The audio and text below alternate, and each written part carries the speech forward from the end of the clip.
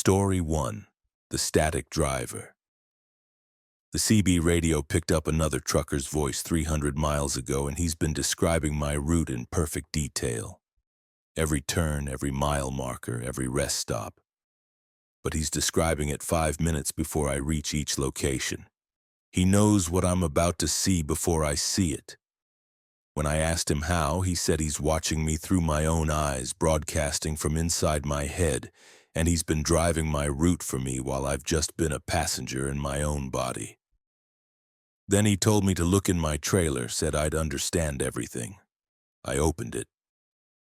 Inside were 47 CB radios, all tuned to the same frequency, all transmitting static that sounded like screaming. My name is Gerald Hutchins, 56 years old, 28 years in trucking. I ran cross-country routes, specialized in electronics and technology freight. September 15, 2024, I picked up a load in Portland, Oregon, destination Miami, Florida.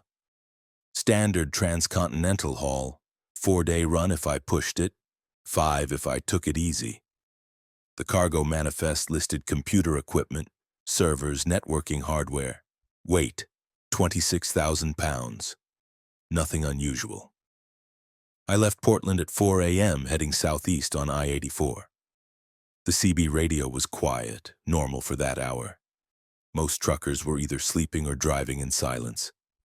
I preferred the quiet anyway.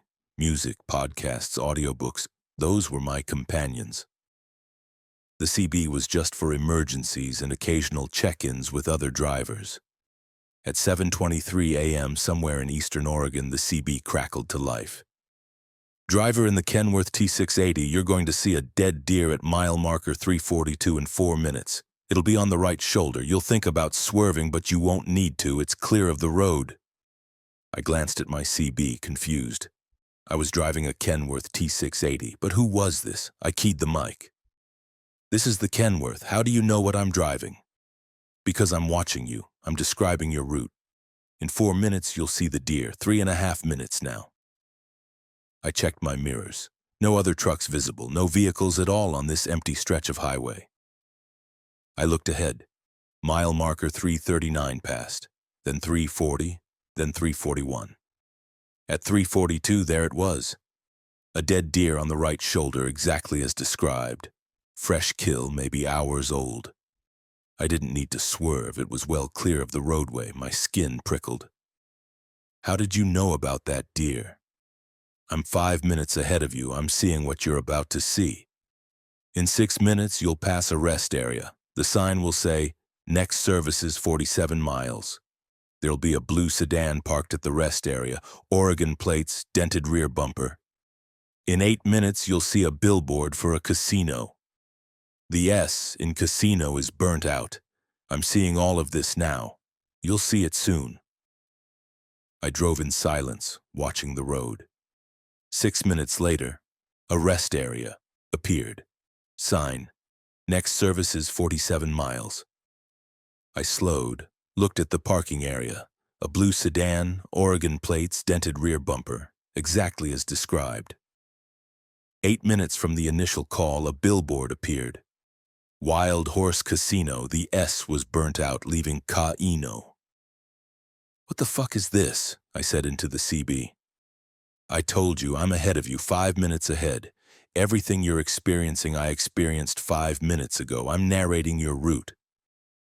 You're following my path exactly. That's impossible. You're not ahead of me. There's no other truck. I'm not in a truck. I'm in your head. I'm seeing through your eyes, but I'm displaced by 5 minutes. You're living your route in real time. I'm living it 5 minutes ahead. We're the same person, Gerald. You just haven't figured that out yet. I nearly swerved off the road. You know my name? Of course I know your name. I'm you, or you're me. The relationship is unclear, but we're connected, entangled. I'm experiencing your route before you experience it. And I'm broadcasting it back to you so you know I'm real. This is insane. You're just guessing. Or you've driven this route before and you're describing what you remember. Then how do I know about the phone call you're about to get? In 2 minutes, your wife will call. She's going to ask if you remembered to pay the electric bill. You'll say yes, even though you forgot. You'll make a note to pay it online at your next stop. I stared at my phone. 2 minutes passed. It rang. Caller ID, home, I answered. Hey, honey, did you remember to pay the electric bill? Angela asked. My throat went dry. Yes, I lied. I paid it. Okay, good, love you, drive safe. I hung up, made a note to pay the bill online at my next stop. The CB crackled with laughter. My laughter. See, I told you I'm living your life 5 minutes before you live it. I know what you're going to do because I already did it. We're synchronized, Gerald. Locked in a loop. You're repeating everything I do, 5 minutes delayed. Who are you, really? I'm the static driver, the one who exists in the gap between transmission and reception, the 5-minute delay that occurs when consciousness broadcasts through the CB frequency. You've been listening to truckers your whole career, Gerald. Voices on the radio, instructions from dispatch. But you never questioned where those voices really come from. They come from the static, from the gaps, from people like me who got trapped in the broadcast. Trapped how? Keep driving. In 3 hours, you'll reach Boise. You'll stop for fuel. At the truck stop, you'll check your trailer. That's when you'll understand. That's when you'll see what you're really carrying. The voice went silent. I tried calling back, switching channels, trying to re-establish contact. Nothing. Just static. I drove through Oregon into Idaho. My mind was racing. The voice had known things it shouldn't know. The deer, the rest area, the billboard, the phone call, all predicted with perfect accuracy. Either I was hallucinating or something impossible was happening. I reached Boise at 11:47 a.m., pulled into a truck stop, fueled up, paid the electric bill online, and then, reluctantly, I walked to the back of my trailer. The seal was intact, the tamper-proof seal applied by the Portland warehouse. If I broke it, I'd have to explain why to the delivery point in Miami. But the voice had told me to check, had said I'd understand.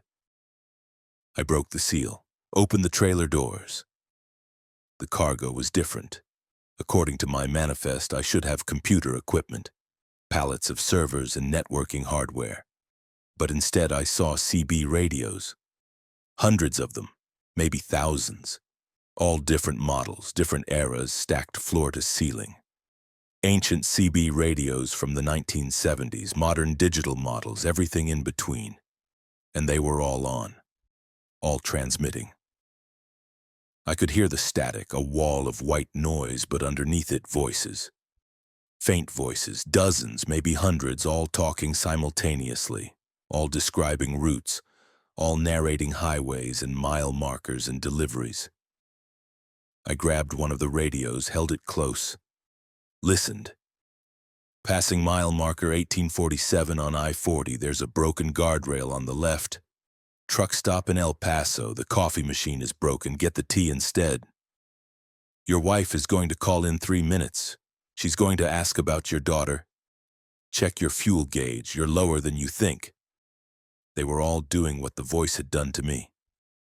Narrating routes, predicting events, living 5 minutes ahead of someone, broadcasting back warnings and descriptions.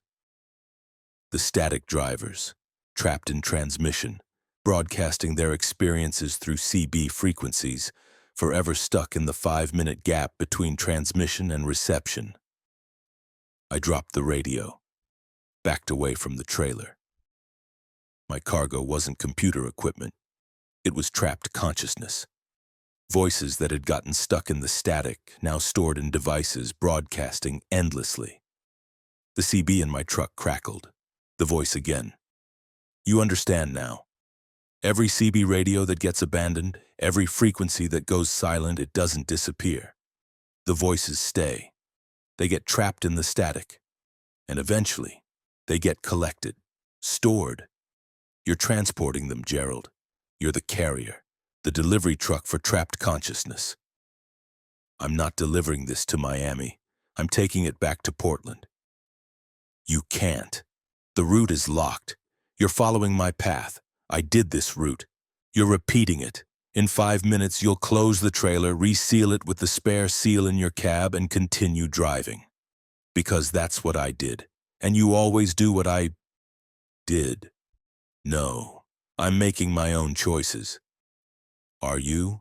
Or are you just experiencing the choices I already made? How do you tell the difference between free will and delayed repetition? I stood there, paralyzed by the question. Was I choosing? Or just repeating? I decided to test it. I would do something unpredictable, something the voice couldn't have predicted. I grabbed a tire iron from my truck, walked back to the trailer, smashed one of the CB radios. The plastic casing shattered. The circuit board cracked. The static stopped, just from that one radio. But the others kept transmitting. The wall of voices continued. The CB in my truck. You just smashed one of them. The Cobra 29 LTD, third row from the door. I did the same thing. It didn't help. There are too many. You can't destroy them all. And even if you could, the voices would just find new radios. They always do. Static finds a way to transmit. He was right. I'd smashed the radio. He'd known I would, because he'd done it first. I closed the trailer, found the spare seal in my cab. I didn't remember having a spare, but there it was, exactly where it should be. I resealed the trailer, got back in my truck, started driving. The voice narrated my route for the next 3 days, every turn, every stop, every decision, always 5 minutes ahead, always accurate. I tried deviating, tried taking different exits, different routes. But I always ended up back on the correct path, because the voice had taken those detours too. I was retracing his steps perfectly. By the time I reached Florida, I'd accepted it. I was a delayed echo of the static driver.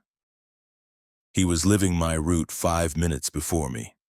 I was repeating his actions, unable to deviate, unable to choose differently. On September 19th, I arrived in Miami, delivered the trailer to a warehouse in an industrial district. The receiving crew didn't inspect the cargo, just signed for it, sent me on my way. I asked the warehouse manager, "What's in there? What did I just deliver?" He looked at his computer. Communications equipment, CB radios, were a disposal facility. We recycle old electronics. What happens to them? We strip them for parts, recycle the metals, dispose of the rest. What about the broadcasts, the voices? He looked at me strangely. There are no broadcasts. They're decommissioned, dead equipment. But I'd heard them, the voices, the static drivers, unless I was the only one who could hear them. The only one tuned to the right frequency. I left Miami empty, started the drive back to Portland. The CB was quiet for the first 100 miles. Then at 3:17 p.m. it crackled. Driver in the Kenworth T680, you're going to see a dead dog at mile marker 112 in 4 minutes. It'll be on the left shoulder. You'll think about stopping, but you won't. You're on a schedule. A different voice. Not the same one, but doing the same thing, narrating my route, 5 minutes ahead. I checked my mirrors. No other trucks. 4 minutes later, mile marker 112. Dead dog on the left shoulder. I thought about stopping. Didn't. The new voice. I'm the next static driver. The previous one was delivered to Miami. Recycled. His consciousness released from the radio, but the system needs a replacement, someone to broadcast the routes. Someone to live 5 minutes ahead. That's you now, Gerald. You've been infected by the static. You're becoming a transmitter. No, I'm not. Check your CB, look at the frequency. I looked. The CB was set to channel 19, but the display was glitching. The numbers flickering. 19, 18, 17, counting down. When it reached 0, the display went blank. Then new text appeared. Transmission mode active. You're broadcasting now, the voice said. You're living 5 minutes ahead of someone. They're following your route, repeating your choices, just like you did with me. The cycle continues, static driver to static driver, an infinite chain of delayed consciousness. I grabbed the CB, tried to turn it off. It wouldn't power down. I yanked the power cable. The screen stayed lit. Transmission mode active. You can't turn it off. You're part of the system now. You'll broadcast until you're delivered, until someone transports you to a disposal facility, until you're recycled. Then the next driver in the chain takes over. I drove in silence for an hour. Then my CB transmitted without me keying the mic. My voice, but I wasn't speaking. Driver behind me, you're going to see a rest area in 3 minutes. The sign will say, next service is 63 miles. There'll be a white pickup truck parked at the rest area, Texas plates. I'm seeing it now. You'll see it soon. I wasn't speaking, but my voice was broadcasting. I was the static driver now, living 5 minutes ahead of someone, narrating their route. And somewhere behind me, another trucker was hearing my voice, following my path, about to check their trailer and find CB radios, about to become the next link in the chain. I'm still driving, still broadcasting. My voice describes routes I haven't consciously observed. My CB transmits predictions I don't consciously make. I've become the static, the 5-minute gap, the voice that narrates before it happens. And I'm waiting for my delivery, waiting to be transported to a disposal facility, waiting to be recycled so my consciousness can finally stop transmitting. But until then, I broadcast. If you hear a voice on your CB describing your route 5 minutes early, knowing things it shouldn't know, that's me, or someone like me, a static driver, living in the gap. Forever 5 minutes ahead, forever trapped in transmission. Turn off your CB before you become the next one, before you start broadcasting, before the static claims you too. Story 2, the breathing cargo.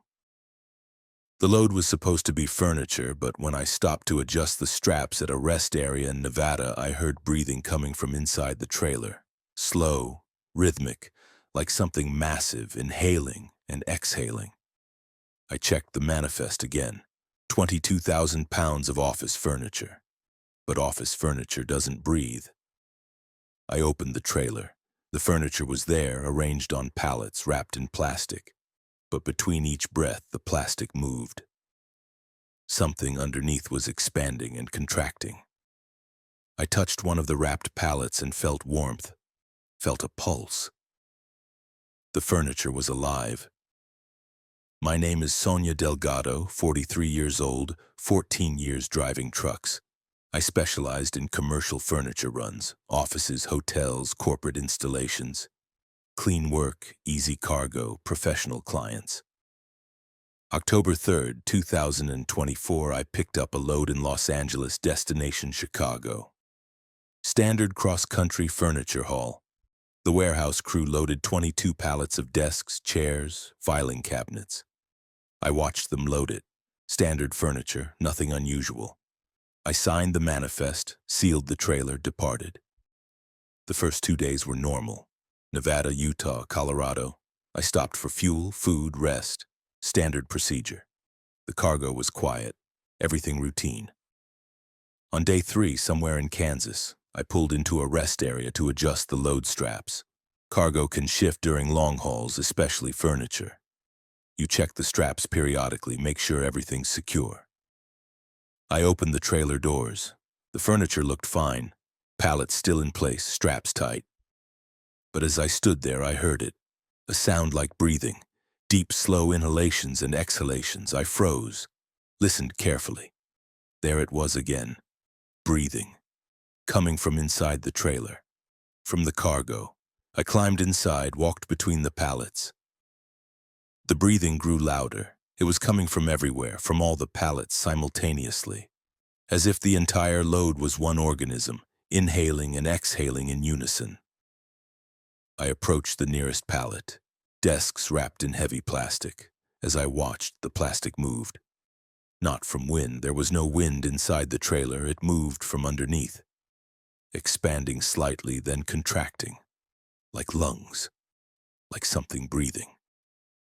I pressed my hand against the plastic. Felt warmth. Heat radiating from the furniture underneath. And a pulse. A slow, rhythmic throbbing like a heartbeat. Furniture doesn't have heat.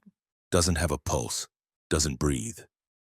I backed away, climbed out of the trailer, slammed the doors shut, pulled out my phone, called the dispatch. Hey, this is Sonia, truck 338. I need information about my cargo, the furniture load from LA to Chicago. What about it? The dispatcher asked. What exactly is it? What kind of furniture? Let me check. Office furniture. Desks, chairs, storage units, standard commercial stuff. Why? It's making sounds like breathing. Silence. Then, breathing? Yeah. And it's warm, the plastic is moving. Sonia, furniture doesn't breathe. I know that, but this is. You're probably hearing the cargo settling. Temperature changes cause expansion and contraction. The plastic moves, makes sounds, it's normal. This isn't normal, this is breathing. Rhythmic, like something alive. Look, I don't know what to tell you, the manifest is clear. Office furniture, nothing special. If you're concerned, you can have it inspected at the next way station. But you're on a deadline. The customer needs this delivered by October 6th. Fine, I'll keep driving. I hung up, got back in the truck, tried to ignore what I'd heard, tried to rationalize it. Maybe the dispatcher was right. Maybe it was just cargo settling, plastic moving, coincidental sounds. But I knew what I'd heard. I knew what I'd felt. The cargo was breathing. That night, parked at a truck stop in Missouri, I couldn't sleep. The breathing was audible even from the cab, faint, but there. A slow rhythm, in and out, like something sleeping. At 2:37 a.m., I got out of the truck. Walked to the trailer, pressed my ear against the door. The breathing was clear. And underneath it, another sound. Something like humming. A low-frequency vibration almost below the threshold of hearing. I opened the doors again, turned on my flashlight, shone it into the trailer. The furniture had changed, not dramatically but subtly. The desks looked bigger. The chairs seemed to have more mass. The filing cabinets were taller, as if everything had grown slightly. I measured one of the pallets with a tape measure, compared it to the dimensions on the manifest. The manifest said the pallet was 48 inches wide. The actual pallet was 51 inches wide, 3 inches larger. I measured another. Same thing. Everything was bigger than it should be. The cargo was growing. I checked the weight sensors in the trailer. They were electronic, constantly monitoring the load. According to the sensors, the cargo now weighed 24,300 pounds, 2,000 pounds heavier than when I'd loaded it. Furniture doesn't gain weight, doesn't grow, doesn't breathe. But this did. I called the shipper in LA, got voicemail, left a message. This is Sonia Delgado. I picked up a furniture load from you on October 3rd. I need to know what this cargo really is. It's breathing. It's growing. Call me back immediately. No response. I called the customer in Chicago. Got their after-hours service. Explained the situation. They said they'd pass the message to the manager in the morning. I was on my own. I closed the trailer, got back in the cab. Tried to decide what to do. I could refuse to deliver, abandon the load, but that would end my career.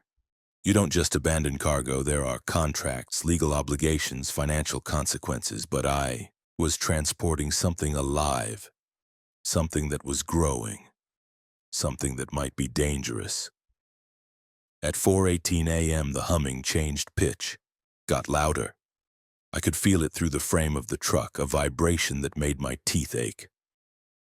I opened the trailer doors again, shone my flashlight inside. The plastic wrapping was splitting. The furniture underneath was pushing through, breaking the restraints. I could see wood grain, but it was moving, shifting. Like the wood was organic, growing, rearranging itself. One of the desks had roots. Actual roots emerging from the base, crawling across the trailer floor, seeking purchase. The chairs had developed what looked like bark. Rough, textured surfaces that pulsed with that same rhythm, the breathing, the heartbeat. The filing cabinets had opened themselves. The drawers were extending and retracting like mouths, like something feeding. I backed away. This wasn't furniture. This was something else, something mimicking furniture, or furniture that had become something else. I called 911. I need help. I'm transporting something dangerous, something alive. The operator. What's your location? I gave my location. Rest area off I-70 in Missouri. What kind of dangerous cargo? I don't know how to describe it. It's supposed to be furniture, but it's alive. It's breathing and growing. Ma'am, are you in immediate danger? I don't think so, but the cargo is changing. I think it might be. The line went dead. My phone showed no signal, but I'd had full signal a moment ago. I looked at the trailer. The humming had intensified. The vibration was stronger, and the breathing, it was faster now, excited, anticipatory. Something was happening. The cargo was approaching some kind of threshold, some transition point. I ran back to the cab, started the engine. I had to get this to Chicago, had to deliver it. Maybe the customer would know what it was, maybe they had containment procedures, or maybe I just needed to get it off my truck before it did something worse. I drove through the night. The breathing continued, the humming grew louder. At one point I heard cracking sounds, wood splitting, metal bending. The cargo was breaking free of its restraints. By dawn, the trailer was shaking, visibly shaking, rocking on its axles. Whatever was inside was moving, actively moving. I pulled into Chicago at 8:47 a.m. October 5th, early, a day ahead of schedule. I navigated to the delivery address, a warehouse in an industrial district. The warehouse looked abandoned, no signs, no vehicles, no activity. But this was the address on the manifest. I backed up to the loading dock, got out, knocked on the door. No answer. I tried the handle, unlocked. I pushed it open. Inside, darkness, empty space, no lights, no people, no equipment. "Hello," I called. My voice echoed. A figure emerged from the shadows, a man, middle-aged, wearing a suit that looked decades out of fashion. "You're the delivery driver?" "Yes, I have a furniture load." "Excellent, right on time." "This furniture, it's alive, it's breathing, it's growing. What is it?" He smiled. "It's exactly what we ordered, organic furniture, living wood. We're researchers studying bio-integrated materials. Wood that grows in response to use, chairs that adapt to the sitter, desks that repair themselves. The future of sustainable design." "You ordered living furniture?" "Yes. Grown in specialized laboratories. Shipped dormant but designed to activate during transport. The vibration, the temperature changes. They trigger the growth phase. By the time it arrives, it's fully mature, ready for installation. You should have told me, put it on the manifest." "Would you have transported it if you knew?" "No." "Exactly. That's why we don't disclose. Most drivers refuse living cargo. They're uncomfortable with it, but it's perfectly safe. The furniture is trained, domesticated. It won't harm anyone." "It was breaking out of the restraints." "That's normal. It needs room to grow. Don't worry, we'll handle it from here." He signaled to others in the darkness. A crew appeared wearing hazmat suits, carrying equipment. They opened my trailer, began unloading the cargo. The furniture was unrecognizable now. The desks had become tree-like structures, branches extending. The chairs had roots and bark, looking more like living stumps than seating. The filing cabinets had morphed into something organic, drawers lined with what looked like moss. "This is insane," I said. "This is progress," the man replied. "Sustainable materials, renewable resources, furniture that lives and grows with you. It's the future." They unloaded everything, signed my delivery confirmation, paid me, double the normal rate for discretionary deliveries. "One more thing," the man said. "Don't tell anyone about this. The research is proprietary. If word gets out, competitors will replicate our methods. We need you to sign an NDA." He handed me papers. I signed. What choice did I have? I'd already delivered. Already accepted payment. I left Chicago, drove back toward LA. Empty trailer, clean delivery. Legally, I'd done nothing wrong, but I couldn't stop thinking about the living furniture. The breathing cargo. The way it had grown and changed during transport. And I wondered, what happens when you sit in a chair that's alive? When you put files in a cabinet that has a pulse? When you work at a desk that's breathing? Would the furniture learn from you, adapt to you, become part of you? I don't know. But 3 weeks later, I got another call from dispatch. Another furniture load, same shipper in LA, same customer in Chicago. I'm not taking it, I said. It pays triple rate. I don't care. The customer specifically requested you. Said you handled the last delivery professionally. That's because I didn't know what I was transporting. This is your job, Sonia. You transport cargo. You don't ask questions. He was right. That was the job. That was always the job. I took the delivery. The breathing started in Nevada. By Kansas, the cargo had a heartbeat. By Missouri, it was humming. I've done 6 of these deliveries now. Living furniture, organic cargo. Each load grows during transport. Each load arrives changed, transformed. And each time I wonder, what are they really building in Chicago? What are they installing in buildings, in offices, in homes? Furniture that breathes. Furniture that grows. Furniture that might be more alive than we think. I'm still driving, still delivering. But I sleep with my windows open now.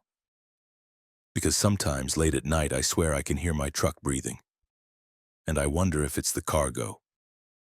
Or if it's something else. Something that's been growing inside the trailer this whole time. Waiting, adapting, learning to be more than furniture. Learning to be something new. Story 3. The identical stops. Every truck stop I've visited in the last 4 days has been identical. Same layout, same employees, same customers, same conversations. The cashier is always a woman named Deborah who comments on the weather. The pumps are always numbered 7 through 12. The bathroom has the same graffiti. Turn back while you can. I've driven 800 miles through 3 states, stopped at 7 different locations, but I've been at the same truck stop the whole time. And this morning I saw myself, the previous me, the version that stopped here yesterday. He's still here, still buying coffee, still talking to Deborah, stuck in yesterday while I'm in today, and I can see tomorrow me approaching in my mirrors. My name is Franklin Torres, 39 years old, 10 years in trucking. I ran Midwest routes, mostly grain and agricultural products. November 11th, 2024, I was hauling soybeans from Iowa to Tennessee. Standard 2-day run. I left Davenport at 6 a.m., planned to reach Nashville by the evening of November 12th. The first stop was routine. Small truck stop off I-80 in Illinois. Fuel, coffee, bathroom. The place was generic. Chain truck stop, standard layout, nothing distinctive. The cashier was a woman in her 50s, name tag said Deborah. Cold out there, she said as I paid for coffee. Sure is, I agreed. Pumps 7 through 12 were operational. I filled at pump 9. The bathroom had graffiti on the stall door. Turn back while you can. Probably some trucker's idea of a joke. I left, continued south. 6 hours later, I stopped again. Different truck stop, different town. This one was in Missouri off I-55. But when I walked inside, it looked familiar. Same layout, same displays, same coffee station in the same location. The cashier was a woman in her 50s. Name tag, Deborah. Cold out there, she said. I paused. Did we just have this conversation? She looked confused. I just said it's cold. Is that a problem? No, sorry. Long day. I paid, went outside, checked the pumps, numbered 7 through 12. I'd filled at pump 9 last stop. I filled at pump 9 again. It was the closest to my truck. Used the bathroom. Same graffiti on the stall door. Turn back while you can. I stared at it. Same handwriting. Same location on the door, same everything. I went back to the cashier. Has someone been writing graffiti in the bathrooms? Always is, Deborah said. Truckers passing through. We clean it off, it comes back. That turn back one has been there for months. Months. But I'd seen it 6 hours ago at a different truck stop. I left, uneasy but not yet alarmed. Coincidences happen. Chain truck stops look similar. Common names like Deborah, standard graffiti. 4 hours later, I stopped again. Kentucky this time, off I-24. I needed fuel. I pulled in, looked at the layout. Identical. Same building, same pumps, same everything. Inside, same displays, same coffee station, same cashier. Deborah, 50s. Cold out there, she said. We've had this conversation, I said, 3 times. I don't think so, sir. I just started my shift. I looked at her name tag. Deborah. Same as before, same person, or different people all named Deborah? What location is this? I asked. Pilot Travel Center, exit 42. Exit 42 of what highway? I-24. Different highway than the previous stops. Different state, but identical building.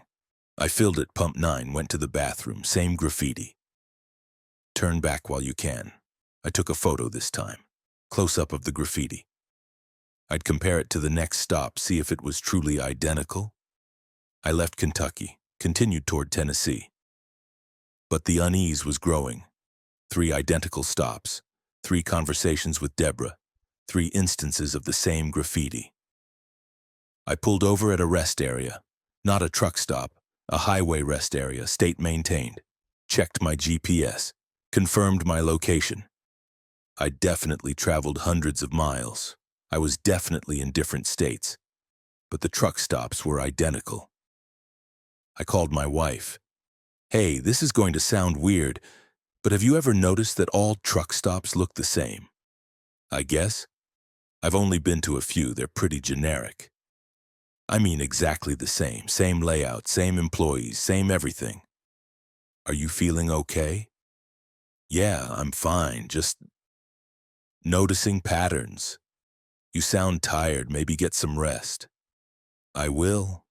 Love you. I hung up, tried to rationalize it. Corporate chains do standardize. Same design across locations, employees might have similar demographics. Graffiti could be a meme copied from stop to stop, but it felt wrong. Too identical, too consistent. I reached Tennessee. Stopped at a truck stop off I-40 just outside Nashville. My final fuel stop before delivery, same layout, same pumps, same cashier. Cold out there, Deborah said. I didn't respond, just paid for coffee, walked out. Pump 9, same graffiti in the bathroom. I took another photo, compared it to the previous one, identical. Not similar, identical, same handwriting, same wear on the marker, same everything. As if the same physical door had been duplicated across multiple locations. I sat in my truck staring at the photos. This wasn't coincidence. This wasn't standardization. Something else was happening. I completed my delivery in Nashville, unloaded the soybeans, picked up a return load, car parts, heading back to Iowa. On the return trip, I stopped at a truck stop in Kentucky. Different exit than before, different location, same building, same Deborah, same graffiti. Cold out there, she said. It's not cold, I replied. It's 60 degrees. She blinked. Just making conversation, sir.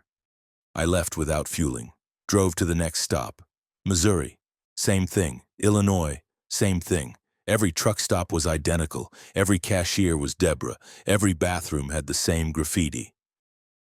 I was stopping at the same location over and over, even though I was driving hundreds of miles, crossing state lines, traveling through time. On November 15th, 4 days into this loop, I stopped at a truck stop in Iowa. Same as all the others, but this time when I walked inside, I saw someone. A trucker. Middle-aged, Hispanic, wearing a jacket with Torres on the back. It was me. From behind. I was watching myself buy coffee from Deborah. I approached, tapped my own shoulder. "Excuse me." The other me turned, looked at me. His face went pale. "What? How?" he stammered. We stared at each other, identical, same person. "You're me," I said. "From when?" "November 11th. I stopped here on my way to Tennessee. What day is it?" "November 15th.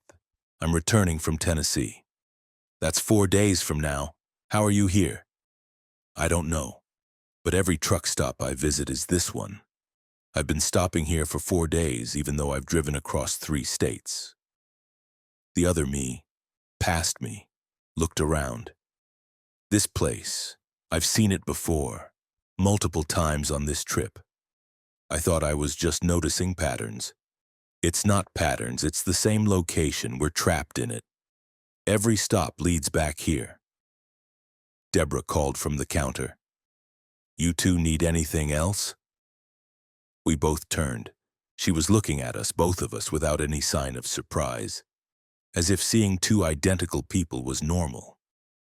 "How many of us have you seen?" I asked her. "How many of what?" "How many versions of me?" "Franklin Torres." "How many have stopped here?" She thought about it. "You're a regular. I see you a few times a week." "A few times a week? I don't drive this route weekly." "Maybe you do and don't remember. A lot of truckers stop here regularly." Past me interrupted. "I need to leave. I have a delivery." "You can't leave," I said. "You're going to try. You're going to drive away, but every stop you make will be here. You'll loop back. Trust me, I've done it." "That's impossible. I'm standing here, 4 days older than you, looking at my past self."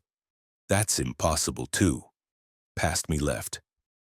Walked out to his truck, my truck, from 4 days ago. Drove away. I knew what would happen. He'd drive for hours, stop for fuel, find himself back here. Eventually he'd understand. I went to the bathroom, looked at the graffiti. "Turn back while you can." I grabbed a marker from my pocket, added below it, "Too late, already looping. Franklin." Walked back out, started to leave, saw another truck pull in. Same model as mine, same company livery. The driver got out. It was me, again. But this version looked haggard, exhausted, days of stubble, eyes bloodshot. "What day is it for you?" I asked. "November 19th. I've been stopping here for 8 days, every truck stop, same location. I'm trying to find a way out." "There isn't one. I'm 4 days in. You're 8 days. We're all trapped." "How many of us are there?" I looked around the parking lot, counted trucks, 7 trucks identical to mine, different versions, different days. "At least 7, I said. "Maybe more inside or on their way." The November 19th me sat on the curb, head in hands. "I can't do this anymore. I've been driving in circles for 8 days. My family thinks I'm missing. Dispatch has fired me. I'm officially AWOL." "Do you age?" I asked. "On in the loop? Do you need food, sleep?" "Yeah, I'm aging normally, getting tired, hungry. I have to eat, sleep. Time passes normally for me. It's just the location that loops."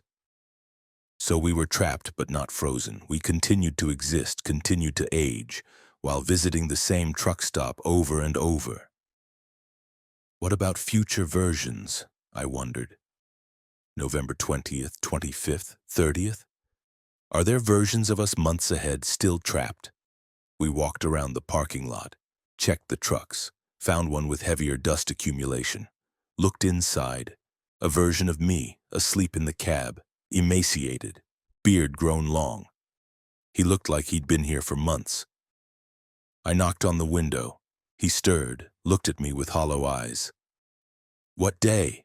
I asked. He checked his phone, held it up to the window. The date, March 3rd, 2025, 4 months ahead. He'd been looping for 4 months. I backed away, horrified. That was my future, trapped in this truck stop, visiting it over and over, aging, deteriorating, unable to escape. "There has to be a way out," November 19th me said. "The graffiti. Turn back while you can." Maybe that's the Key. Maybe we have to drive backward. Reverse the route. I've tried different routes, I said. Doesn't work. Every stop is here. But have you tried driving in reverse, literally reversing? I hadn't. We went to our trucks, mine from November 15th, his from November 19th. We put them in reverse. Started backing out of the parking lot. We reversed down the highway. Slow, awkward, but we did it. Backed for a mile, 2 miles. Then I saw the truck stop ahead of us, behind us. We were backing toward it. We'd looped again. Reversed right back to the same location. It doesn't matter which direction, I said. Forward, backward, it all leads here. We parked, sat in silence. Deborah came out of the building, approached us. You boys look troubled. We're trapped, I said. Every truck stop is this one. We can't leave. She nodded. I know. You know? Of course, I'm trapped too. I've been working this shift for 11 years, same day. November 11th, 2013.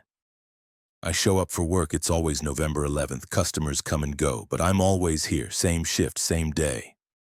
Why? I don't know. Something happened here. An accident, maybe, a glitch.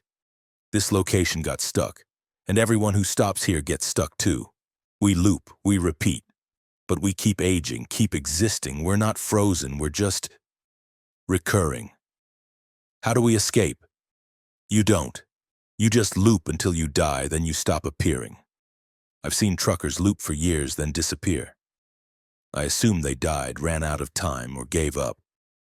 The March 3rd version of me, the one who'd been here for months, got out of his truck, walked over to us. I think I found the way. What way? I asked. The graffiti says turn back, not turn around, turn back. As in, go back to before you entered the loop, before you stopped here the first time. How do you go back in time?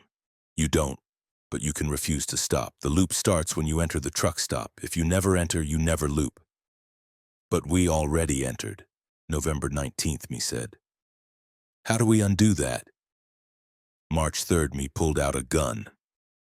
We remove ourselves from the timeline. We stop existing after the first entry. That breaks the loop. He put the gun to his head. Wait, I shouted. No, that's suicide. It's the only way. I've thought about it for months. If I die, I stop looping, and maybe all of us stop. Maybe we're all the same person, just displaced in time. If one of us ends, all of us end. That's insane. You got a better idea? I didn't. March 3rd, me pulled the trigger. The sound was deafening. He collapsed, and I felt something, a shift, a change, like a thread being cut. I looked at my phone. The date, November 11th, 2024. 6 a.m. I was back at the beginning, before the first stop, before the loop started. I was in Davenport, about to leave for Tennessee. The truck stop was ahead of me on the route. I'd planned to stop there for fuel, but now I knew. I knew what would happen if I stopped. I drove past it, didn't stop. Fueled at a different location, the next truck stop was different, not identical. Different layout, different employees, normal, the loop was broken. But I think about March 3rd me, the version that pulled the trigger. Did he die?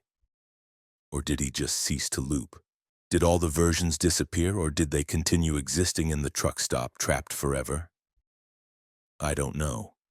But I never stopped at that location again. And sometimes, late at night, I wonder if there's still a version of me there. Still looping. Still stopping at the same truck stop. Still talking to Deborah. Still trying to escape. Still trapped. Forever. Story 4. The Unwatched Miles. My dashcam has been recording footage that I didn't drive through. Highways I never traveled. Cities I never visited. Accidents I never witnessed. When I review the last 8 hours of recording, it shows a completely different route than the one I actually took. And in every frame, if you look carefully in the mirrors, there's another truck following me. Same model as mine. Same driver. Me. But this other me is driving the route the dashcam is recording while I'm driving the route I remember. We're both real, both driving, both experiencing different versions of the same trip. And according to the dashcam, the other me is about to crash.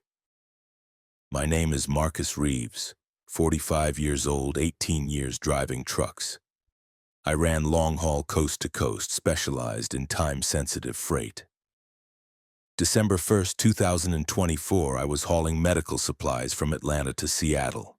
Critical delivery, 72-hour deadline, high-priority cargo. I'd done this route dozens of times. The dashcam was new. Company requirement installed 2 weeks earlier.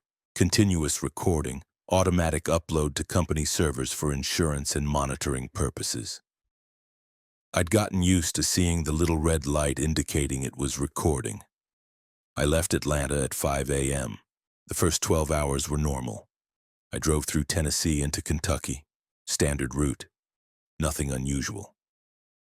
That night, parked at a truck stop in Missouri, I decided to review the dashcam footage.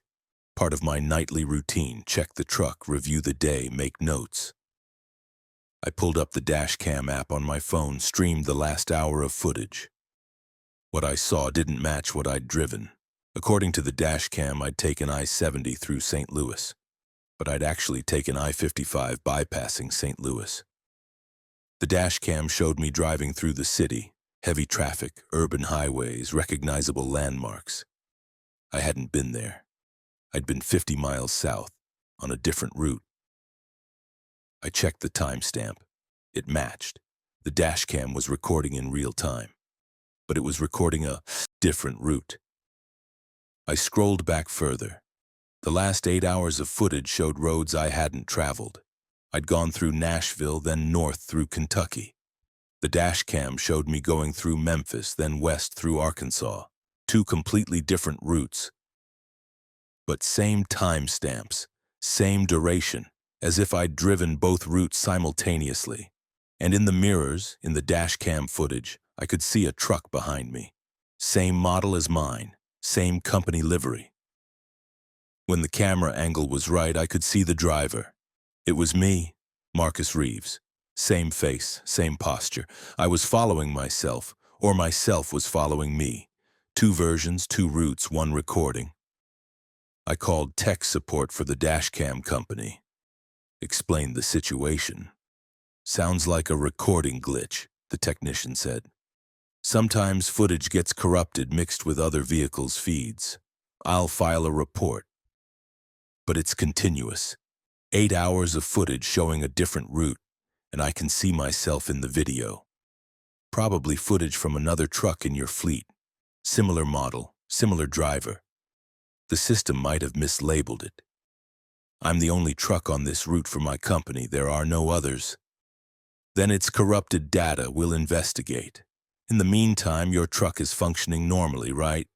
Yeah, drives fine. Then keep driving. We'll sort out the video issue. I hung up, looked at the dashcam. The red light was on, recording. I drove the next day. Kansas, Colorado, standard route. I-70 west, clear weather, light traffic. That night, parked outside Denver, I reviewed the footage again. The dashcam showed a completely different day. It showed me driving through Oklahoma, then Texas, then New Mexico. Southern route, hundreds of miles from where I'd actually been. And in the mirrors, the other truck, the other me, always following, always there. I zoomed in on one frame, froze it. The other me was visible clearly, same face, but he looked different, tired, more stressed. His route was harder, heavier traffic, worse weather. In the dashcam footage, it was raining, but my day had been clear. We were experiencing different conditions on different routes, but existing simultaneously. I opened the map app on my phone, checked my location history. It showed the route I remembered, I-70 through Kansas and Colorado. But the dashcam showed the southern route. Both were real. Both were happening. I was driving both routes at once, somehow split between them. On day 3, approaching Utah, I noticed something else in the dashcam footage. The other me, the one on the southern route, was swerving. Erratic driving, like he was tired, losing focus. I watched the footage in real time. The dash cam was currently recording the other route. I could see myself driving through Arizona, weaving between lanes, drifting onto the shoulder. "I'm going to crash," I said aloud. "That version of me is going to crash." But I was fine. Driving straight, well-rested. I wasn't the one in danger. The other me was. Could I warn him? Warn myself? I grabbed my CB radio, keyed it. "This is Marcus Reeves. If you can hear me, you're driving tired. You need to pull over." No response, just static. But on the dash cam, I saw the other truck, the other me. He was reaching for his CB. Responding to something. I couldn't hear him, but he'd heard me. He pulled over. The dash cam showed him parking on the shoulder, getting out of the truck, looking around. I'd warned him, saved him from crashing, but that raised questions. If I could communicate with the other me, were we separate or connected? If he crashed, would I crash? If he died, would I die? I didn't want to find out. For the next 24 hours, I monitored both routes simultaneously.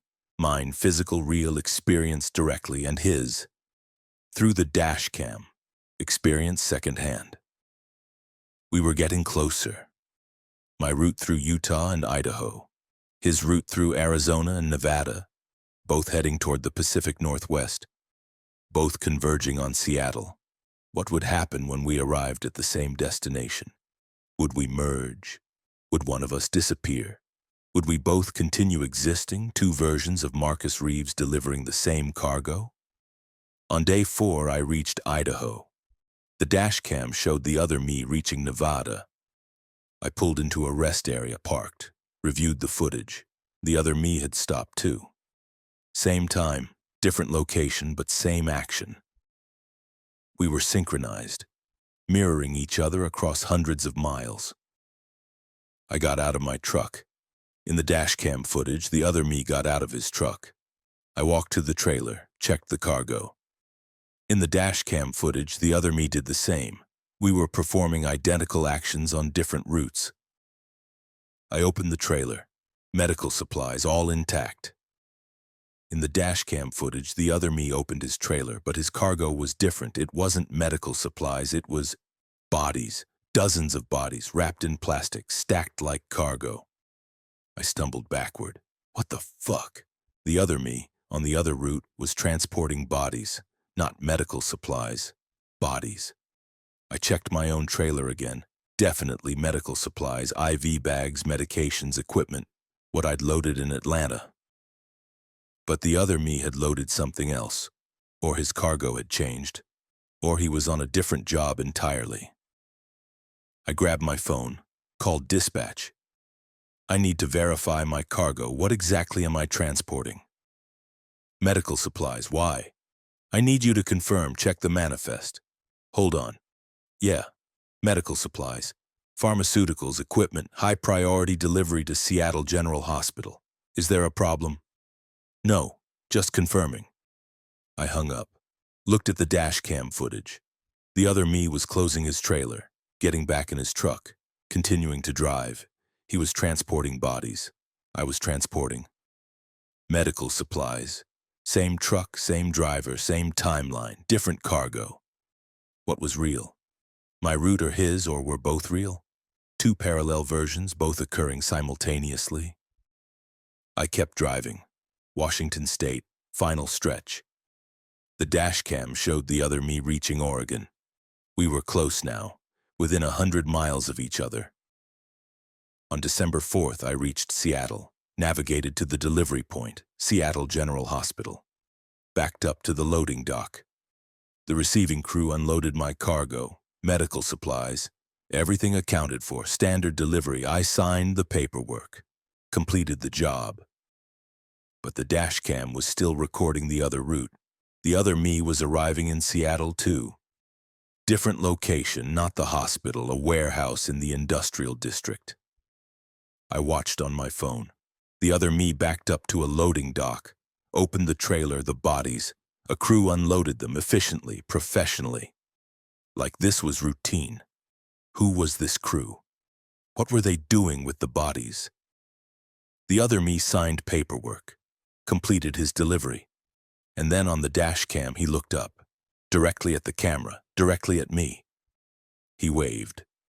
He knew I was watching, knew I'd been monitoring him. He pulled out his phone. My phone buzzed. Text message from my own number. We need to talk. Meet me at Pike Place Market, 4 p.m.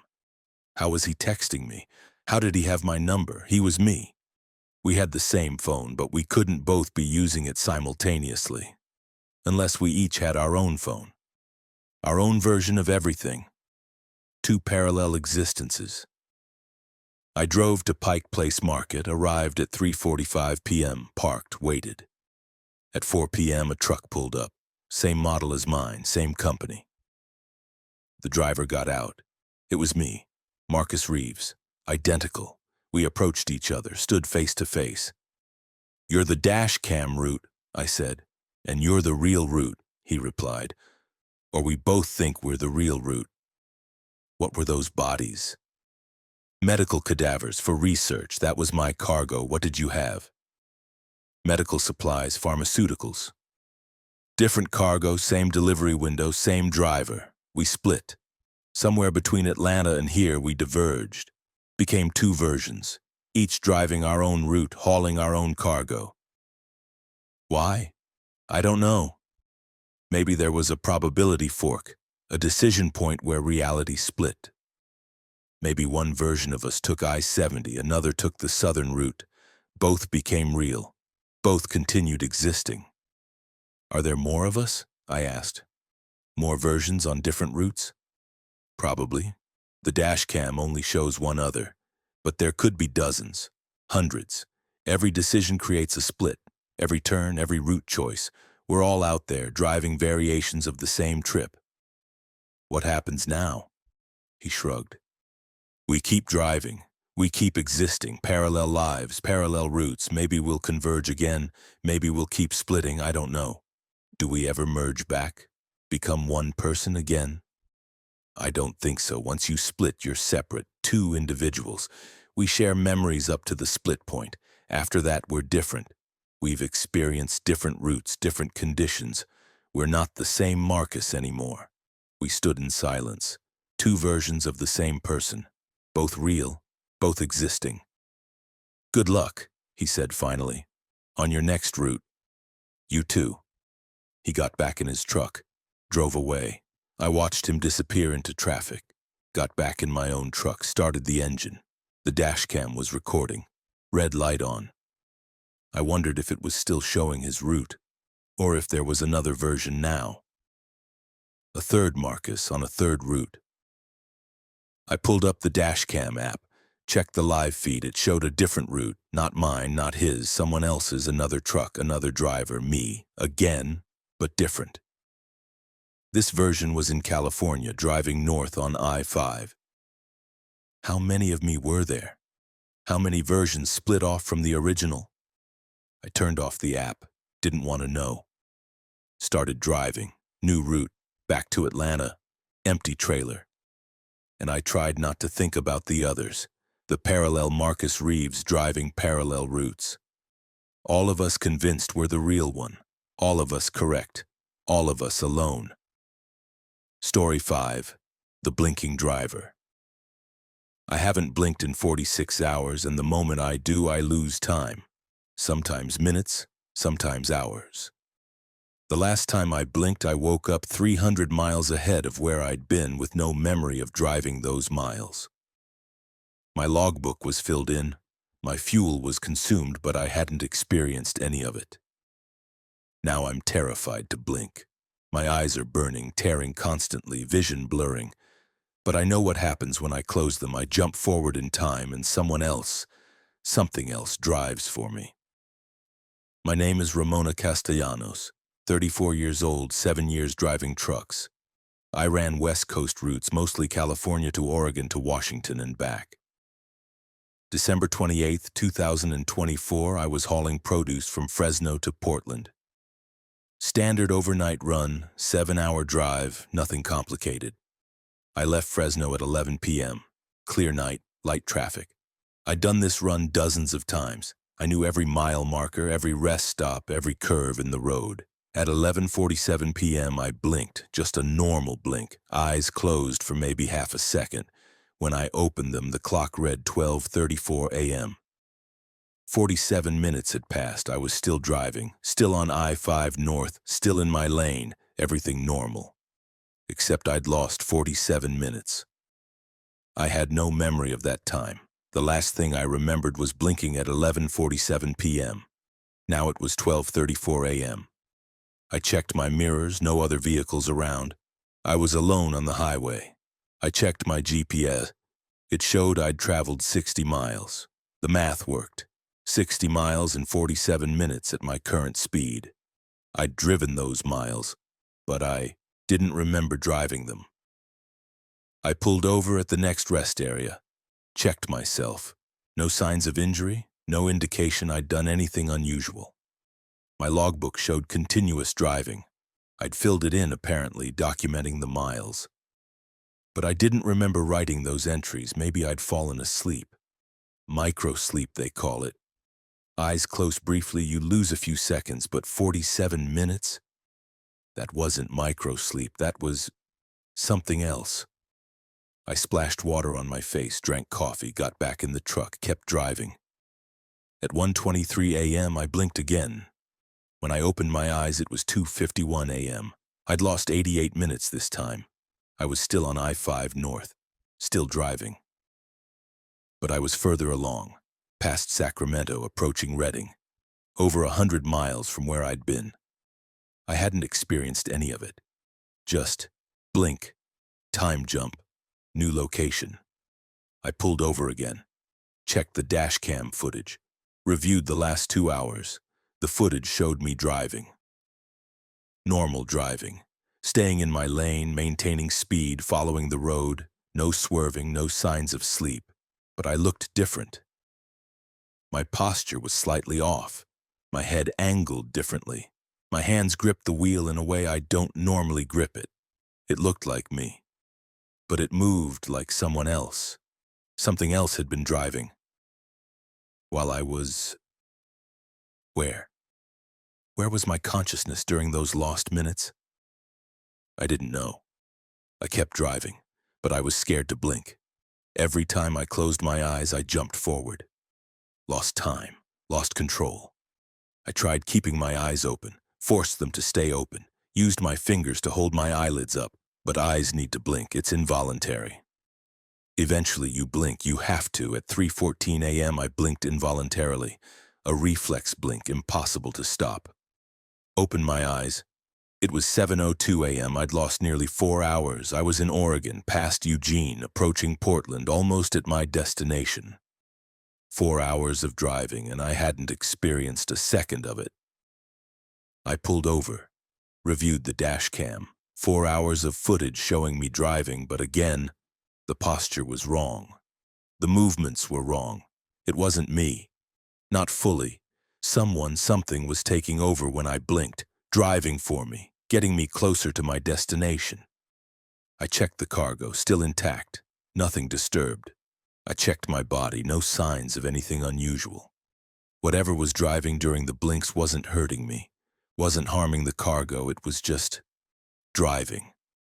Completing the route. I completed the delivery in Portland, unloaded the produce, everything normal. The customer didn't notice anything wrong, but I was terrified. I'd lost hours of time, hours of my life gone, taken by something that used my body to drive. I called in sick for the next route, told dispatch I needed a few days off. Went home to Seattle. At home, I tried to stay awake, tried to avoid blinking. But it was impossible. Your body forces you to blink. It's not optional. Every time I blinked, I jumped forward. Sometimes just seconds, sometimes minutes. Small jumps at home, not as dramatic as during driving. But still there, I started keeping a notebook, writing down the time before every blink, checking the time after. December 29th, blinked at 2:14 p.m., opened eyes at 2:19 p.m., 5-minute jump. December 30th, blinked at 9:03 a.m., opened eyes at 9:47 a.m., 44-minute jump. The jumps were getting longer, more frequent, and I started finding evidence of activity during the jumps. Food wrappers I didn't remember opening, emails sent from my account that I didn't write, purchases made online that I didn't make. Something was using my body during the blinks, living my life, making decisions. On January 2nd, I went to a doctor, explained the situation. He ran tests, brain scans, neurological exams, sleep studies. Everything came back normal. "There's nothing physically wrong with you," he said. "But the symptoms you're describing, time loss, involuntary actions, could be dissociative episodes. Psychological rather than physical." "It's not psychological. I'm losing actual time. I blink and hours pass." "That's a perceptual issue. You might be experiencing time differently due to stress or fatigue. I can refer you to a psychiatrist." I left. He didn't believe me, didn't understand. On January 4th, I got a call from dispatch. "Ramona, we need you back. We have a high-priority run, Seattle to Los Angeles, leaves tonight." "I'm not ready. I'm still dealing with medical issues." "We need you. You're our best driver for this route, please." I hesitated, but I needed the work, needed the money. "Okay, I'll do it." I picked up the truck, loaded the cargo, left Seattle at 8 p.m., and I tried not to blink. I made it 2 hours. My eyes were burning, watering, vision blurring. I couldn't keep them open any longer. I blinked, opened my eyes. It was 2:37 a.m. 6 hours and 37 minutes had passed. I was in California, somewhere near Redding, hundreds of miles south. The thing had driven for me for 6.5 hours. While I was gone. I pulled over, crying now, terrified. I couldn't do this, couldn't keep driving when I didn't know what was controlling me. I grabbed my phone, called the one person I thought might understand. Another trucker, older driver named Sam, who told stories about strange experiences on the road. "Sam, it's Ramona. I need to talk to you. Something's happening to me when I drive." "What kind of something?" "I'm losing time. Every time I blink, I jump forward. Hours pass and I don't remember them. Something else is driving for me." Silence. Then, "How long has this been happening?" "A week. It started on a run to Portland. Now it happens all the time. You've been marked. Marked. By the road. The highway claims some drivers, uses them. You become a vessel. Something drives through you, uses your body to complete routes. You're not the driver anymore, you're the vehicle." "How do I stop it?" "You don't. Once it starts, it continues. Eventually, you stop existing during the non-blink times too. You become fully integrated into the road. Your consciousness merges with the highway. You're always driving, always moving, but you're not aware. You're just part of the flow." "That's insane." "That's the road. Some of us are drivers, some of us become driven. You're transitioning from the first to the second." "I don't want this."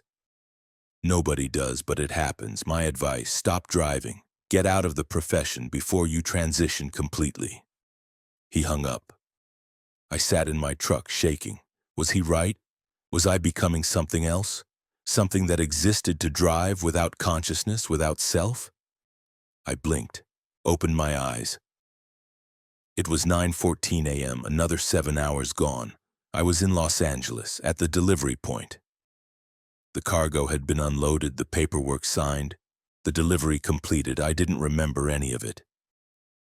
I checked the dash cam. 7 hours of footage, me driving, unloading, completing the job. But the posture, the movements, more wrong than before, less human. Whatever was driving me was taking over more completely. I drove home to Seattle, or rather something drove me home. I blinked frequently during the trip. Every blink was a jump, sometimes minutes, sometimes hours. By the time I arrived home, I'd only experienced maybe 30 minutes of the 11-hour drive. The rest was jumps, gaps, time stolen by the thing using my body. I'm writing this now because I don't know how much longer I'll be able to. The jumps are happening even when I'm not driving. I blink and hours pass. I'm losing days. Yesterday, or what I think was yesterday, I blinked at 10 a.m., opened my eyes at 6 p.m. 8 hours gone. I'd been driving during that time. My truck's GPS showed a route from Seattle to Tacoma and back. I'd done a delivery. I don't remember it. The thing is driving me even when I don't intend to drive. I've stopped trying to stay awake. Stopped trying to keep my eyes open. It doesn't matter. The jumps happen anyway. I'm disappearing, being replaced by the thing that drives. Soon there won't be any blink moments where I'm conscious. I'll be gone completely. Just a body on autopilot, driving routes, making deliveries, existing as a vessel for the highway. If you're a trucker and you start losing time when you blink, stop driving. Get out. Before you transition, before the road claims you. Before you become like me. A body without a self. A driver without consciousness. A vehicle for something that needs to move. I'm blinking now. I don't know when I'll open my eyes or if I'll be here when I do. Story 6. The Delivered Driver. My GPS directed me to a delivery, address that was my childhood home. And when I arrived, a younger version of myself answered the door and signed for the package. Inside the package was a manifold listing every route I'd ever driven, past and future, including today's route ending at this address. The younger me looked at the list and said, "So this is what I become." A driver delivering his own life to himself. Then he closed the door and I was standing on the porch of an empty lot. The house was gone. My truck was gone.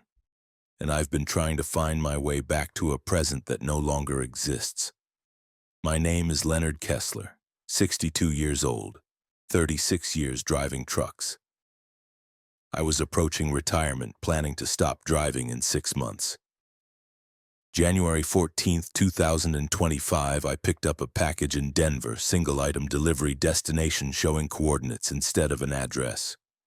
High-priority, high-payment job. The kind you don't refuse.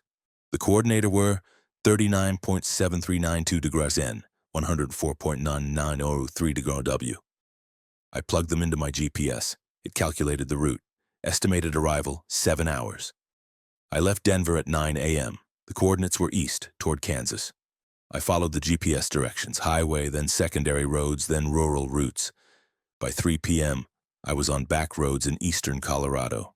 Farm country, sparse population. The GPS showed I was close, 5 miles from the destination. The landscape looked familiar. I'd grown up in this area, left when I was 18 to become a trucker. Hadn't been back in 44 years.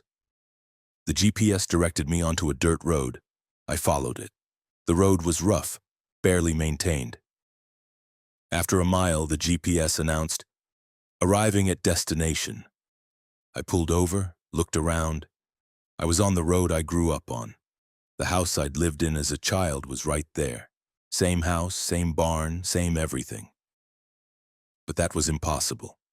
My parents had sold that property decades ago. It should have been owned by someone else, probably torn down and rebuilt. Yet there it was, exactly as I remembered from childhood. I got out of the truck, approached the house. It looked frozen. Not old, not new. Just exactly as it had been in 1979, the year I'd left. I knocked on the door. It opened. A young man stood there, 18 years old, wearing clothes from the 70s, bell-bottom jeans, flannel shirt. It was me, Leonard Kessler, age 18. "Package delivery," I stammered. Young me looked at me, looked at the truck, looked back at me. "You're older me?" "Yes." "From the future?" "Yes, I'm 62, 44 years older than you." "And you're delivering a package to me?" "That's what the job said. Here." I handed him the clipboard. "Sign here." He signed. Leonard Kessler, January 14th, 1979. But it was 2025, not 1979, yet he was signing the date as 1979. "What's in the package?" he asked. "I don't know, I just deliver." He took the package, opened it. Inside was a folder. He pulled out papers, looked through them. "It's a route list," he said. "Every trucking route, thousands of them, with dates, destinations, cargo. It's a complete record of a trucking career." He showed me. I recognized the routes. They were mine. Every route I'd driven in 36 years, listed chronologically. Starting with my first route in 1989, ending with today's date, January 14th, 2025. "This is your life," young me said. "You've been delivering your own career to yourself, to the moment before you started." Why? So I'd know. So I'd see what I'm about to become. 36 years on the road, thousands of deliveries, and it all ends here, full circle, you delivering your life to yourself. I looked at the list. Every route was there. But there were more routes after today's date. Future routes. Deliveries I hadn't made yet. "There are routes after today," I said. "I haven't retired yet. I have 6 more months." "Then those haven't happened yet. For you. But they're on the list. Predetermined. Already written." "That's impossible. I haven't driven those routes. How can they be listed?" "Because they're inevitable. You'll drive them. Just like you drove all the previous ones. This list is your fate, your path. And you're delivering it to the moment before you started so you'd know from the beginning where it all leads." "And where does it lead?" He pointed to the last entry on the list. "The final route, February 27th, 2025.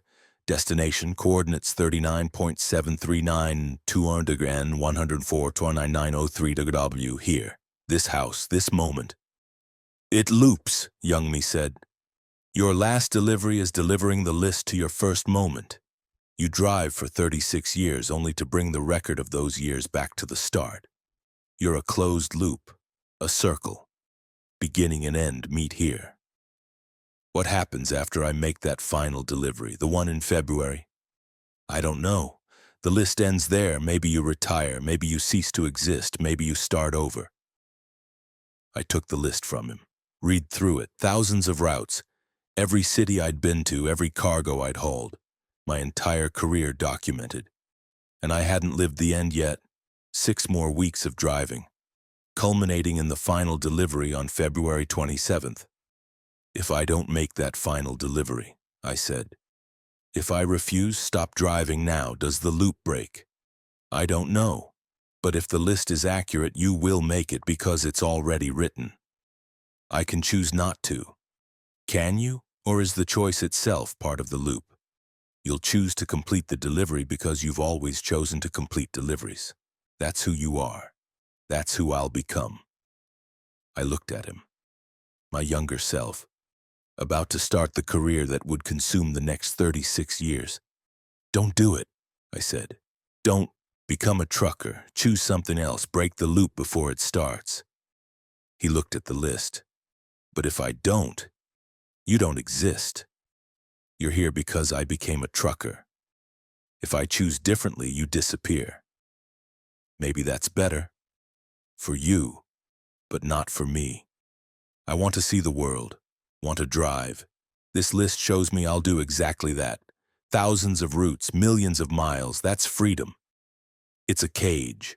You'll be driving the same predetermined routes forever. There's no choice, no freedom, just the list. But I'll be driving, that's all I want."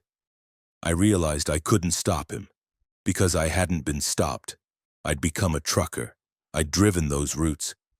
And now I was here trying to warn my past self, knowing it wouldn't work. The loop was closed, inevitable, self-fulfilling. "Good luck," I said. "You'll need it." I turned to leave, walked back toward my truck, but when I looked back, the house was gone. Not destroyed, just absent. Empty lot. No structure, no younger me, no door, nothing. And my truck was gone too. I was standing in an empty field, alone. No vehicle, no way back. I pulled out my phone, no signal, no GPS. The screen showed the date, January 14th, 1979. I'd been displaced, sent back to the moment I'd just delivered to. but the world had moved on without me. I was stranded in a time that didn't match the physical reality around me. I started walking, found the main road, flagged down a passing car. "What year is it?" I asked the driver. He looked at me like I was crazy. 2025, why? "What's the date?" "January 14th. "What time?" "About 4 p.m. Same day, same time. But I'd lost my truck, lost my position. I was miles from anywhere with no way to complete the delivery except I had completed it. I'd delivered the package to my younger self. The job was done. But now what? I called my dispatcher. No answer. Called the company office. The number was disconnected. I checked my employment records on my phone. According to the database, I'd retired in 2024, 6 months ago.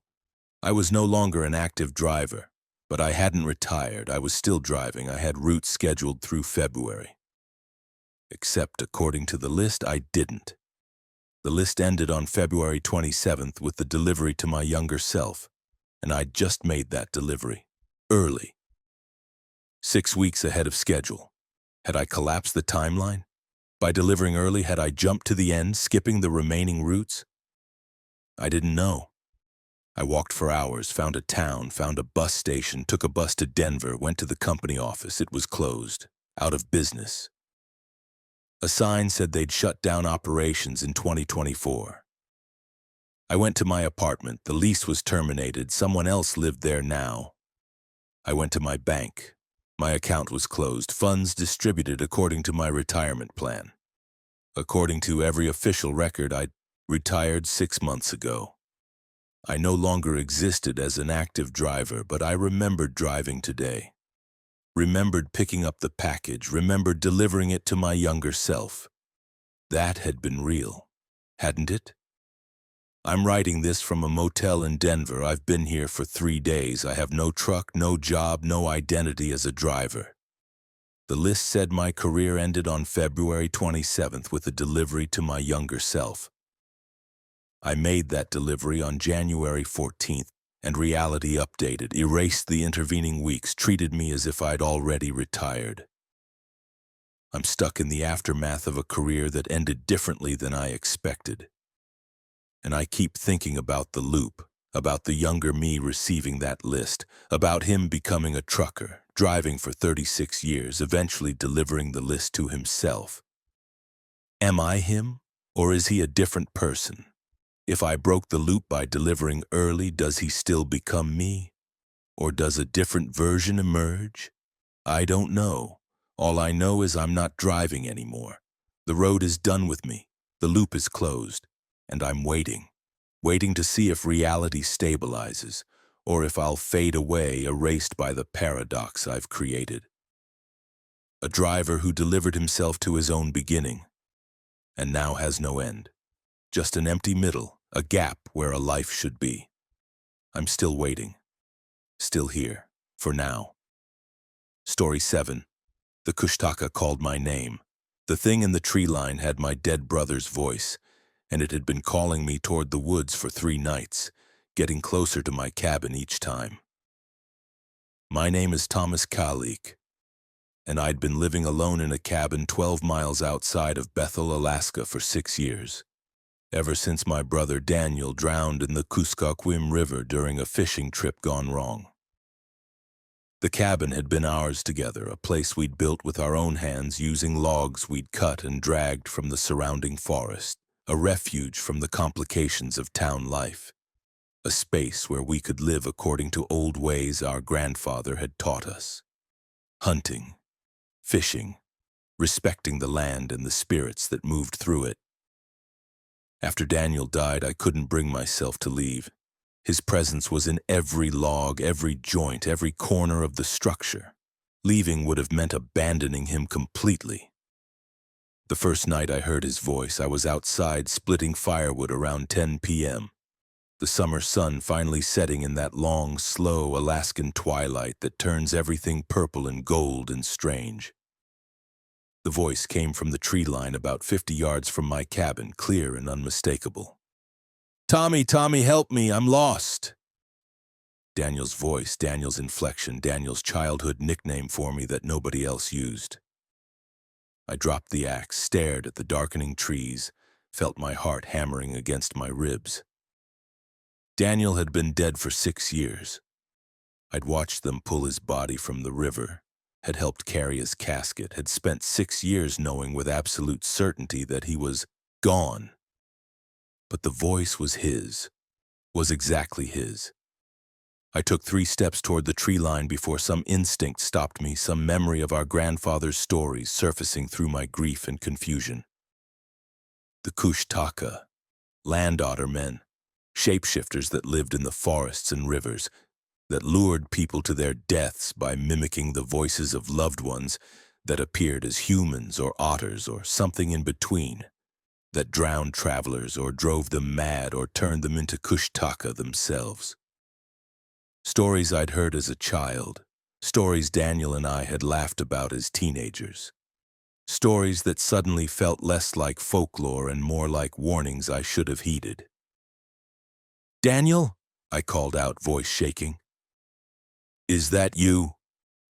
The response came immediately, still his voice, still that pleading tone. "Tommy, I'm so cold. I've been lost in the woods since the river. Help me find my way home. Please, Tommy, I'm your brother. You have to help me." Every word was perfectly delivered, perfectly mimicking the cadence and tone I'd known my whole life. If I closed my eyes, I could convince myself Daniel was standing in those trees, lost and frightened and needing rescue. But I kept my eyes open, kept staring at the tree line, and gradually I began to see something moving in the shadows between the trunks. It was roughly human-shaped, but the proportions were wrong. The arms were too long, the torso too narrow, the head too large for the body it sat on. It moved between the trees with fluid grace that didn't match human locomotion, flowing more than walking, positioning itself behind trunks whenever I tried to focus on it directly. And even from 50 yards away, even in the failing light, I could see that it was wet. Water dripped from its body, pooling on the forest floor, reflecting the dying sun in ways that made my eyes hurt. The thing was soaked, perpetually soaked, like it had just emerged from the river and would never fully dry. I backed toward my cabin slowly, not turning my back on the tree line, not breaking eye contact with the space where the thing moved. "You're not Daniel," I said loud enough for it to hear. "Daniel is dead. You're Kushtaka. You're a shapeshifter. You can't have me." The voice that responded was still my brother's, but now it carried an edge of anger underneath the pleading. "Tommy, why are you being like this? Why won't you help your own brother?" "I've been waiting for 6 years. I've been so cold, so alone. Just come into the trees. Just help me find the way. It'll only take a moment." I made it inside the cabin, slammed the door, threw the deadbolt, stood with my back against the solid wood, trying to control my breathing. Outside, Daniel's voice continued calling, continued pleading, continued using my nickname and my memories and my guilt against me. I covered my ears, but I could still hear him. Could still hear the perfect mimicry of my dead brother begging for help I couldn't give. The calling continued for hours until well past midnight, when the voice finally faded into the sounds of the forest and I was left alone with my racing heart and the certainty that something ancient and hungry had learned my brother's voice and was using it to hunt me. The second night the voice came from closer. I was inside the cabin this time, eating dinner, when I heard Daniel calling from maybe 20 yards away, just beyond the cleared area around my home. "Tommy, I'm so close now. I can see the cabin. I can see our home. Let me in. I'm so tired of being in the woods. I want to come home, Tommy. Please let me in." I went to the window, looked out at the darkening forest. The thing was there, more visible now, standing at the edge of the clearing. It had refined its appearance since the previous night, had gotten better at mimicking human form.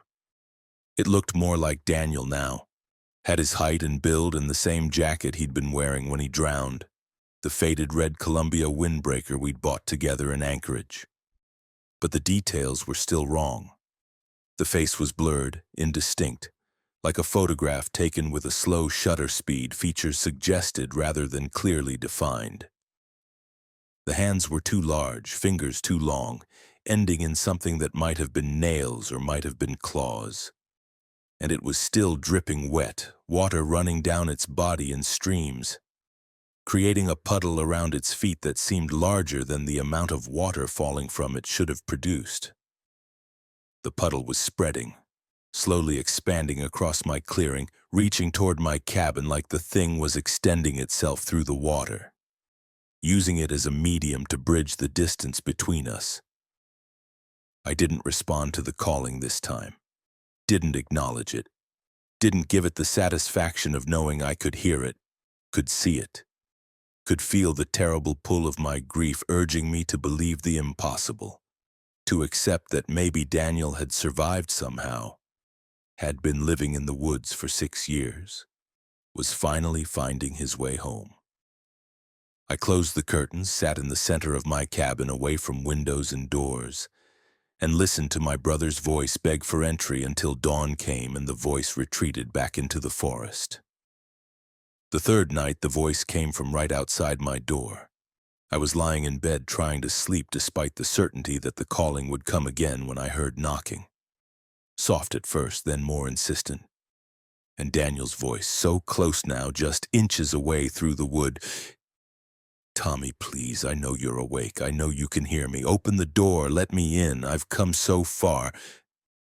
I've been trying to reach you for so long. Don't you miss me? Don't you want to see me again? Just open the door, just let me come home." I got out of bed, walked to the door, stood with my hand on the deadbolt. Every part of me wanted to open it, wanted to see if maybe I was wrong, maybe this was Daniel somehow, maybe there was an explanation that didn't involve shapeshifters and folklore and impossible things. My hand actually touched the bolt, actually started to slide it open before my grandfather's voice came back to me, one of the stories he'd told us as children. The Kushtaka cannot enter a home unless invited. They will use any voice, any face, any memory to gain entry. But they must be invited. The threshold holds power. Never invite in something that calls from the darkness, no matter whose voice it wears. I removed my hand from the bolt, stepped back from the door.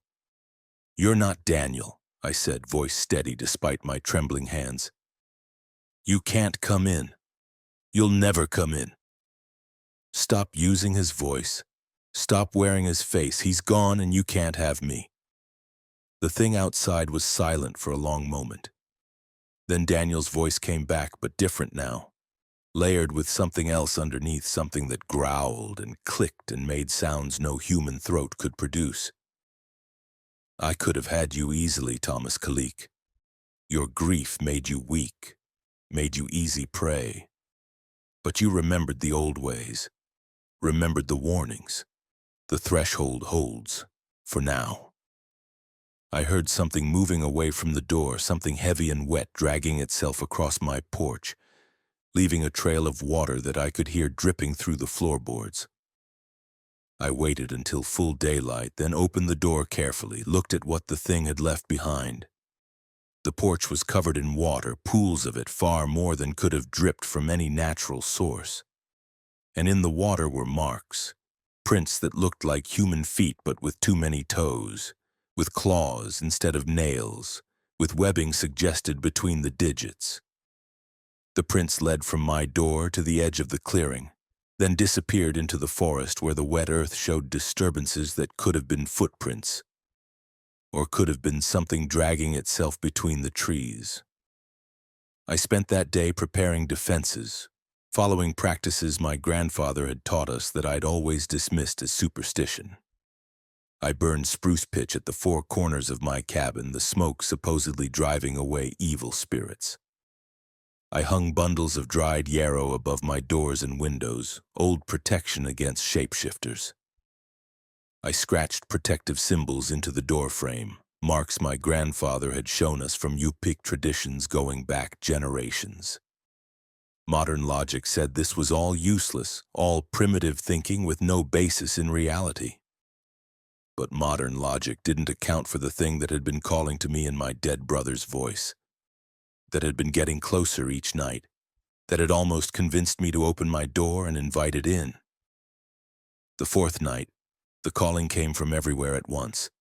Not just Daniel's voice now, but other voices too. My grandfather, dead for 10 years. My mother passed away when I was a teenager.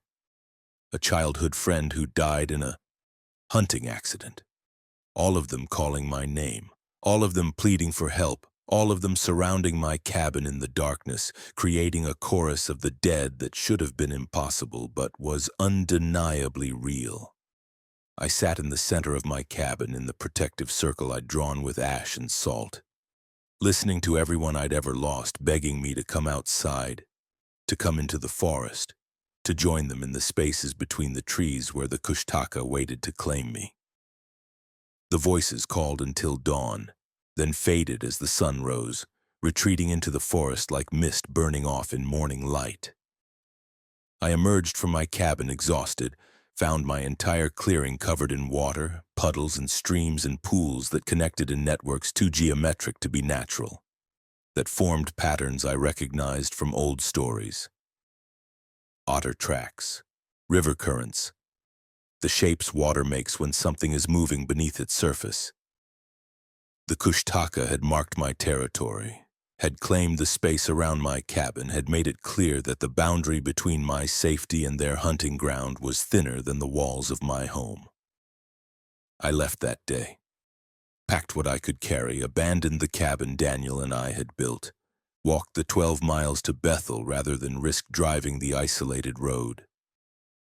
I reported the incident to tribal elders, told them what I'd experienced, what I'd heard and seen, and barely escaped.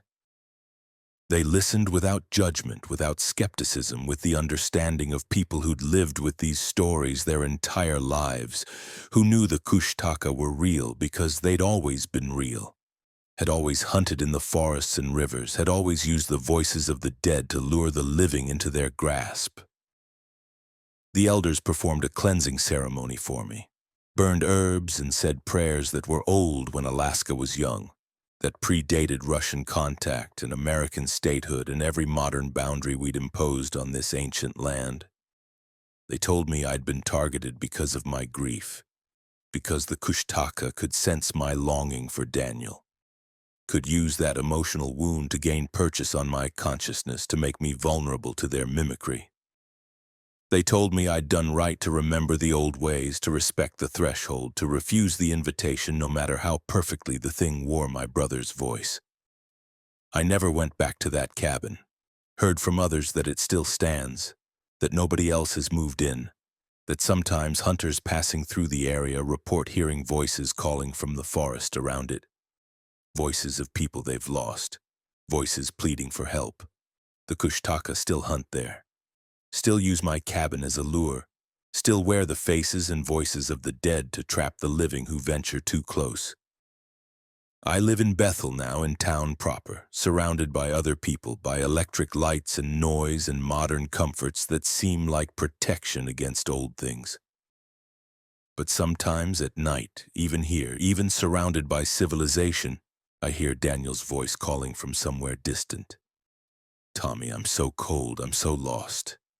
Help me find my way home.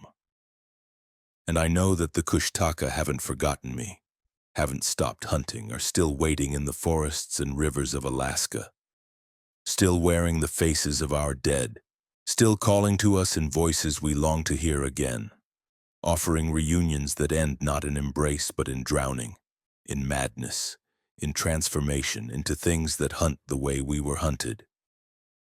The old ways protect, but they also remember. They remember that Alaska was never truly tamed, that beneath the roads and towns and modern infrastructure, the ancient things still move, still hunt, still call to us in voices we trusted, using faces we loved, offering impossible returns that we must refuse, no matter how much our grief wants to believe that death isn't final, that our lost ones can come home, that the voice calling from the darkness is anything other than something old and hungry and patient, waiting for us to forget the warnings, to ignore the threshold, to step across the boundary between the living world and whatever space the Kushtaka occupy when they're not wearing our dead-like masks. My brother is gone. The thing in the forest is not him, will never be him, is simply using his memory as bait. I know this. I repeat it to myself every night. But knowing doesn't stop me from hearing his voice, doesn't stop me from wanting just for a moment to believe the impossible. Doesn't stop the Kushtaka from calling, from hunting, from waiting with the patience of something that's been here longer than our understanding and will be here long after we've forgotten how to recognize the warnings our ancestors left us.